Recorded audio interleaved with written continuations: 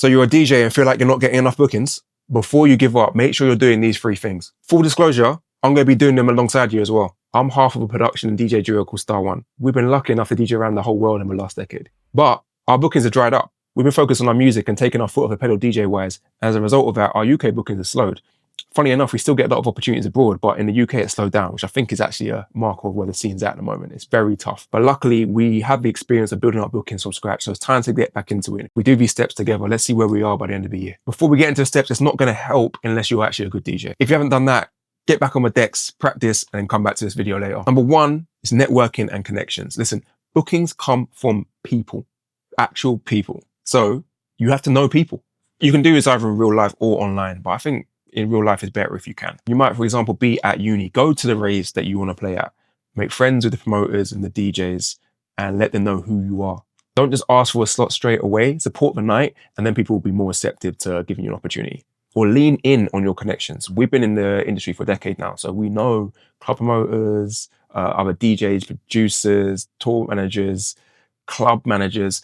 We're leaning in on those contacts. We're like, yo, can we come DJ your nights? You have to be a little bit shameless with it, but if you do it in a respectful way, and also if you're actually adding value, then it makes sense. You can do this online as well. I remember when we were booking a tour of Asia, I had a couple bookings already, and when I just started researching what other nights in Asia might want to book us, and just started messaging them, and it worked.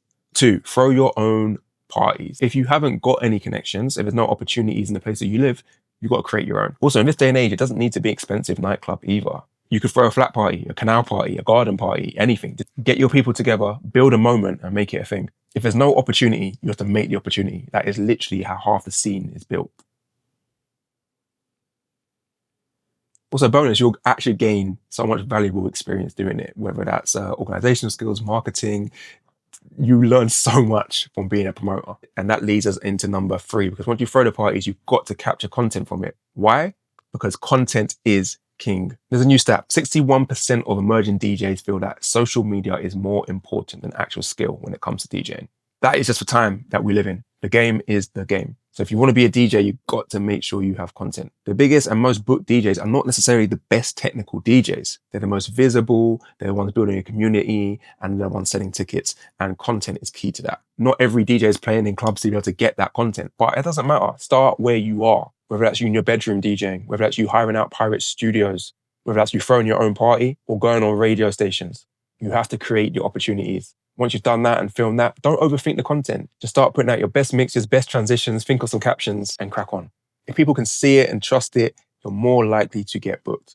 So if you combine all of those 3 things together alongside your DJ skills, there's no reason you can't get booked in 2026. Let me know how it goes. This week, I'm literally organizing my own Star One UK tour because, listen, if people aren't going to book me, I'm going to create the opportunity myself. Let's go.